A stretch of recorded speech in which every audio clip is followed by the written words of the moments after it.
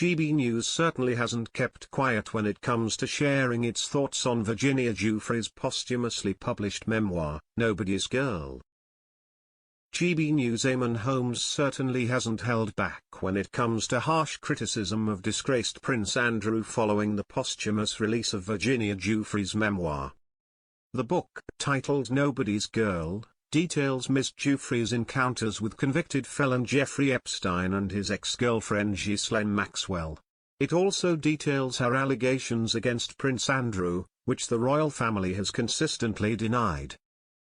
In the memoir, which was released today, the 21st of October, Ms. Giuffre describes 3 occasions when she alleges Prince Andrew had sex with her. To get a better understanding of the book, the 65-year-old broadcaster and co-host Ellie Costello invited royal correspondent Richard Palmer on to discuss his thoughts on the shocking book. Eamonn began, "Richard, we have a copy of this book in the studio and I've looked through it today. What I'd say to Richard is, it's very sad, but in my humble opinion, it's also very credible." The presenter agreed. Virginia Giuffre and the other victims of Jeffrey Epstein have probably been somewhat forgotten. There are many young women whose lives have been ruined by their involvement with Epstein. And it seems that the political establishment, both in the UK and across the Atlantic in the US, doesn't want the public to get to the bottom of this, and it seems that frustration is growing. It's certainly the same as Westminster, where the government says, "This is the palace's problem," and the palace says, "This is the government's problem," and no one takes responsibility. Eamonn agreed, "You know what? It's because no one cares, which is the sad part." And they weren't the only ones sharing this view, with viewers flooding X, formerly known as Twitter, to share their thoughts on the new allegations online.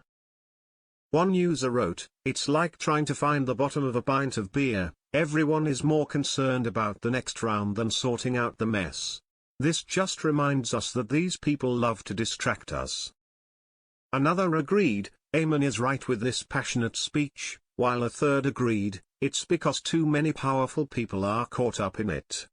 This comes after Prince Andrew announced that he would no longer use his Duke of York title in a statement released last Friday, October 17.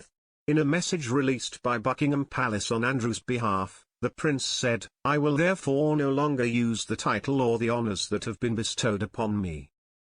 Despite being stripped of all royal titles, broadcaster and historian Rafe Hadel-Mancu has revealed that although the father of 2 has agreed not to use or be known by any royal titles, only Parliament can officially strip him of his Duke of York title. He wrote, "Prince Andrew has not officially been stripped of his titles.